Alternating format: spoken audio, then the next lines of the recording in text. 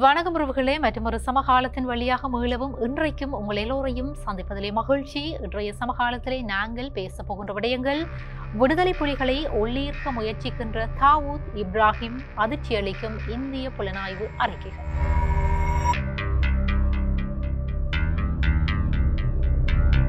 இலங்கை அரசாங்கத்திடம் சரணடைய தயாராகின்ற போதைப் பொருள் கடத்தல்காரர்கள்.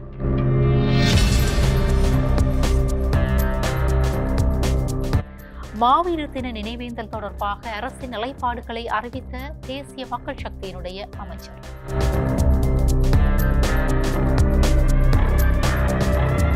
மக்களை ஏமாற்றுகின்ற வரவு செலவு திட்டம் கடுமையாக விமர்சிக்கின்ற மஹிந்த தரப்பு.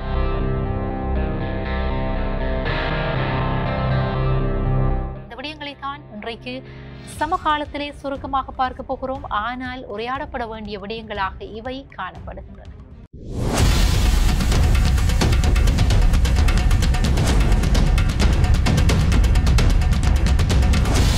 போதைப் பொருள் தொடர்பான விடயங்கள் நாளுக்கு நாள் சர்வதேச ரீதியிலே பேசு பொருளாக மாறியிருக்கின்றன. உலக ஒழுங்கிலே மக்களுடைய வாழ்க்கைக்கு அச்சுறுத்தலாக மாறியிருக்கின்ற, பொருளாதாரத்திற்கு கேடு விளைவிக்கின்ற ஒரு விடயமாக இந்த போதைப் பொருள் வியாபாரமும் போதைப் பொருள் பாவனையும் மாறியிருக்கிறது.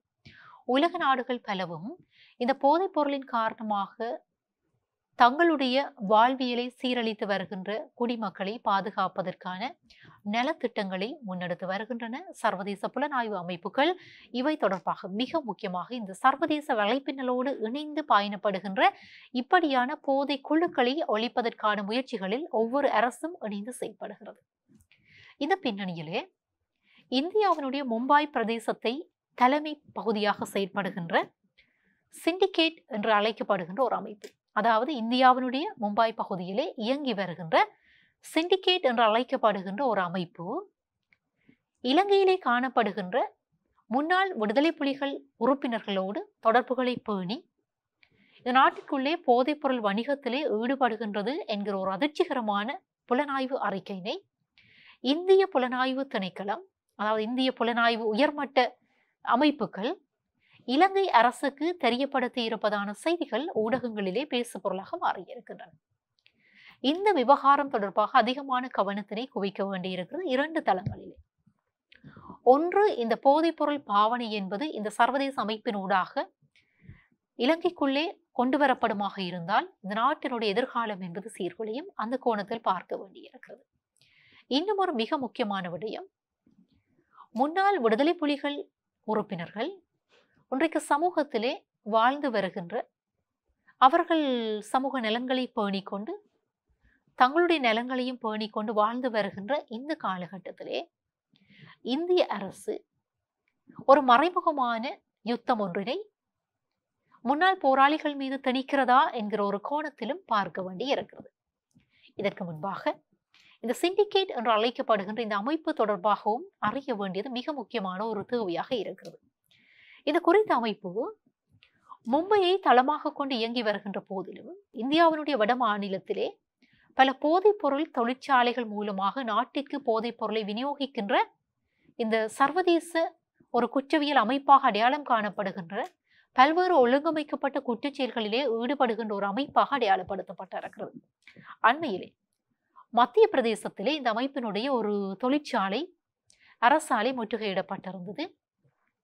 இதன் பிரகாரம் அந்த நாட்டுக்கே வழங்கக்கூடிய இந்த போதைப் பொருள் உற்பத்தி தொழிற்சாலை நடவடிக்கைகள் அங்கே இடம்பெற்று வந்திருக்கின்றன என்பது வெளிப்படுத்தப்பட்டிருக்கின்றது. அது மட்டுமன்றி இந்தியாவினுடைய மகாராஷ்டிரா, குஜராத் போன்ற பகுதிகளிலே இவர்களுடைய இந்த செயற்பாடுகள் மட்டுப்படுத்தப்பட்டிருக்கிறதா.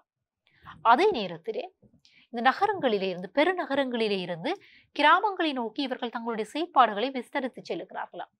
இந்த பின்னணியில் இந்தியாவுடைய குஜராத், மகாராஷ்டிரா போன்ற பகுதிகளில் இவர்களுடைய செயற்பாடுகள் குறைக்கப்பட்டிருந்தாலும் இலங்கை போன்ற நாடுகளிலே வளர்ச்சி அடைந்திருக்கின்றன என்று சொல்லி இந்தியாவுடைய ஊடகம் ஒன்றை மேற்கோள் காட்டி இந்த விடயங்கள் வெளிப்படுத்தப்பட்டிருக்கின்றன. அதே நேரத்திலே இந்த அமைப்பினூடாக இங்கே வாழ்ந்து வருகின்ற முன்னாள் விடுதலை புலிகள் உறுப்பினர்களை அவர்கள் இலக்கு வைத்து அவர்கள் ஊடான இப்படியான செயற்பாடுகளுக்கு தயாராகி வருவதான ஒரு செய்தியை இந்த இந்திய புலனாய்வு செய்திகள் மேற்கோள் காட்டி இருக்கின்றன. ஆகவே இந்த இந்திய புலனாய்வு துறையினுடைய அதிர்ச்சிகரமான செயலாக இந்த ஒரு செய்தியாக இந்த விடயம் வந்து வெளிப்படுத்தப்பட்டிருக்கிறது. எனவே இலங்கையிலே இடம்பெறுகின்ற எந்த ஒரு சட்டவிரோத நடவடிக்கைகளுக்கும் எதிராக உரிய நடவடிக்கைகளை எடுப்பதற்கு அரசு தயாராகி வருவதாகவும் அந்த செய்திகளையும் அறிய முடிகிறது. ஆகவே இந்த விடயம் தொடர்பாக தென்னிலங்கை ஊடகங்கள் அதிகமான கவனத்தினை குவித்திருக்கின்றன. சிங்கள ஊடகம் ஒன்று பொது பாதுகாப்பு அமைச்சர் ஆனந்த விஜயபாலவிடம் ஒரு கேள்வியை வினவி இருக்கிறது. இந்த விடயம் தொடர்பாக அதற்கு பதிலளித்த பொது பாதுகாப்பு அமைச்சர், முக்கியமாக இந்த போதைப்பொருள் ஒழிப்பு தொடர்பான செயற்பாடுகளுக்கு அரசு முன்னின்று செயற்பட்டு வருகிறது. ஆனாலும் இந்த விடயம் தொடர்பாக தனக்கு தெரியாது என்கிற ஒரு விடயத்தை வெளிப்படுத்தி இருக்கிறார். இருந்தாலும் இவ்வாறான சட்டவிரோதமான செயற்பாடுகள் நாட்டிற்குள்ளே உள்ளீர்க்கப்படுகிற போது இந்த விடயம் தொடர்பாக அரசு முழுமையான கவனத்தினை குவிக்கும் என்கிற விடயத்தை அவர் சுட்டிக்காட்டி இருக்கிறார். முழு நாடும் ஒன்றாக என்கிற இந்த போதைப் பொருளுக்கு எதிரான செயற்பாடுகளின் போது இவ்வாறான ஒரு செயற்பாடு கொழும்பு மாவட்ட செயலகத்தில் இடம்பெற்று வருகிறது. அந்த நிகழ்விலே கலந்து கொண்டு உரையாற்றிய போதுதான் அதன் பிற்பாடு ஊடகங்கள் எழுப்பிய கேள்விகளுக்கு பதிலளிக்கிற போது இந்த விடயம் தொடர்பாக அமைச்சர் குறிப்பிட்டிருக்கிறார். அதே நேரத்திலே அந்த நிகழ்விலே கலந்து கொண்டு உரையாற்றிய பொது பாதுகாப்பு அமைச்சர் ஒரு விடயத்தை குறிப்பிட்டிருக்கிறார்.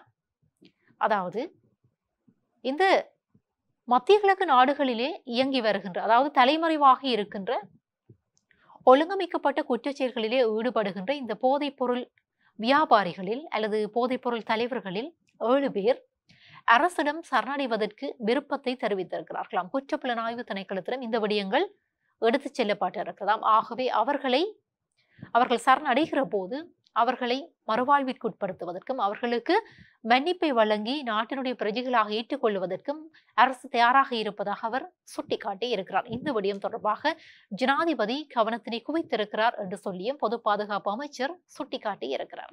இதே நேரத்திலே இன்னும் ஒரு விடயம் அதிகமாக தாயகத்திலே பேசப்பட வேண்டிய விடயமாக இருக்கிறது. எங்களுக்கு தெரியும், இந்த கார்த்திகை காலம் என்று சொன்னால் காந்தல் மலர்கள் கண்விழித்து நிலம் மலர, இந்த நிலத்திலே குளிர்ச்சியாக மலருகின்ற ஒரு காலம்.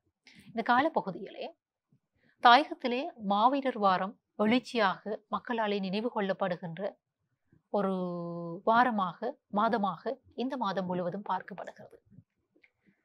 இதே நேரத்திலே கடந்த அரசுகளுடைய காலத்திலே, சில அரசுகளுடைய காலத்திலே இந்த மாவீரர் தினத்தை அனுஷ்டிப்பது என்பது நினைத்து பார்க்க முடியாத ஒரு காரியமாக இருந்தது. மிக முக்கியமாக யுத்தம் முடிவுற்று கோடபாய ராஜபக்ஷ, மஹிந்த ராஜபக்ஷ ஆட்சியில இருந்த கால பகுதியிலே மிக பாரிய அச்சுறுத்தல்களுக்கு மத்தியில் தான் மக்கள் தீபங்களை ஏற்றினார்கள்.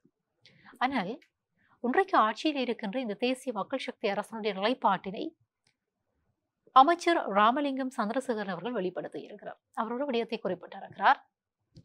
இறந்தவர்களை நினைவு கூறுவதற்கு, மிக முக்கியமாக மாவீரர்களை நினைவு கூறுவதற்கு யாரும் தடைகளை ஏற்படுத்த முடியாது. அவர்களை நினைவு கூறுகின்ற உரிமை அவர்களுடைய குடும்பத்தினருக்கு இருக்கிறது, மக்களுக்கு இருக்கிறது என்கிற விடயத்தை அவர் வெளிப்படையாக வெளிப்படுத்தி இருக்கிறார். மாவீரர் துயிலும் இல்லங்களில் நிலை கொண்டிருக்கின்ற படையினரை வெளியேற்றுமாறு ஜனாதிபதி உத்தரவுகளை பிறப்பித்திருக்கிறார்.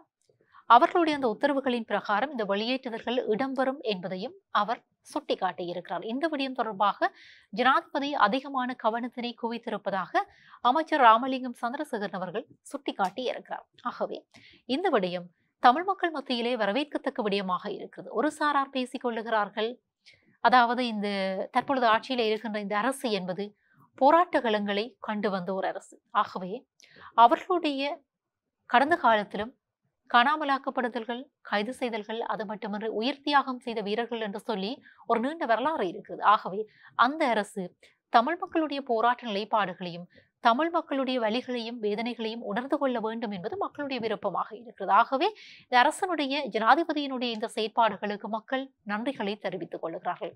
அதே நேரத்திலே இன்னும் ஒரு சாரார் பேச தலைப்படுகிறார்கள். ஒரு உளவியல் ரீதியாக ஜனாதிபதி தமிழ் மக்கள் மத்தியிலே வேரூன்றுவதற்கான ஒரு தளமாக இதனை பார்க்கிறாரோ என்கிற ஒரு கேள்வியினையும் மக்கள் வெளிப்படுத்த தவறவில்லை. இதே நேரத்திலே முன்னதாக நான் குறிப்பிட்ட ஒரு விடயத்திற்கு வருகிறேன். இந்த முன்னாள் விடுதலை புலிகளை குறிவைக்கின்றதா இந்திய உளவுத்துறை என்கிற ஒரு கேள்வி மக்கள் மத்தியிலே எழுப்பப்பட்டிருக்கிறது. ஏனென்று சொல்லி சொன்னால், சர்வதேச மும்பாயை தளமாக கொண்டு இயங்கி வருகின்ற குறித்த அந்த போதைப்பொருள் கும்பலுக்கும் இங்கே இருக்கின்ற போதைப் பொருள் கடத்தல்காரர்களுக்கும் இடையிலே தொடர்புகள் இருக்கிறது என்று சொல்லி குறிப்பிட்டால் ஓரளவிற்கு சிந்திக்கக்கூடிய விடயம். ஆனால் எதற்காக திட்டமிட்டு முன்னாள் விடுதலை புலிகள் அமைப்பினர் என்று சொல்லி அல்லது முன்னாள் விடுதலை புலி போராளிகள் என்று சொல்லி இந்திய உளவுத்துறை சுட்டி காட்டியிருக்கிறது என்கிற கோணத்திலும் மக்கள் பேசுவதற்கு தலைப்பட்டிருக்கிறார்கள். ஆனால் நாட்டிற்குள்ளே ஒரு சிலர் செய்கின்ற தவறான காரியங்களின் காரணமாக ஒட்டுமொத்த மக்களுக்கும் அல்லது ஒட்டுமொத்த முன்னாள் போராளிகளுக்கும் இப்படியான களங்கம் எழுவது என்பது உண்மையிலே வேதனைக்குரிய விடயம். ஆகவே இது தொடர்பாக உரியவர்கள் கவனத்தினை குவிக்க வேண்டும் என்பதும் இந்த இடத்திலே சுட்டிக்காட்டப்பட வேண்டிய விடயமாக இருக்கிறது. 2026 ஆண்டுக்குரிய வரவு செலவு திட்டம் சபையிலே தாக்கல் செய்யப்பட்டிருக்கிறது. ஜனாதிபதி வரவு செலவு திட்டத்தை சமர்ப்பித்திருக்கிறார். இந்த பின்னணியிலே வரவு செலவு திட்டம் தொடர்பான பல்வேறு வாத பிரதிவாதங்கள் இடம்பெற்று வருகின்றன.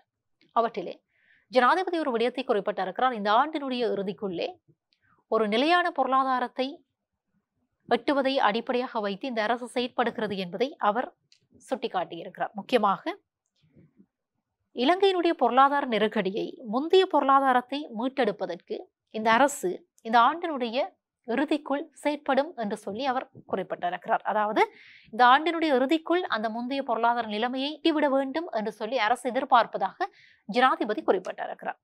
2029 ஆண்டிற்குள் 2019 ஆண்டினுடைய பொருளாதார நிலைமைகளை எட்டிவிட வேண்டும், அந்த நிலைமைகளுக்கு நாங்கள் திரும்புவோம் என்று சொல்லி ஜனாதிபதி நம்பிக்கையினை வெளியிட்டிருக்கிறார்.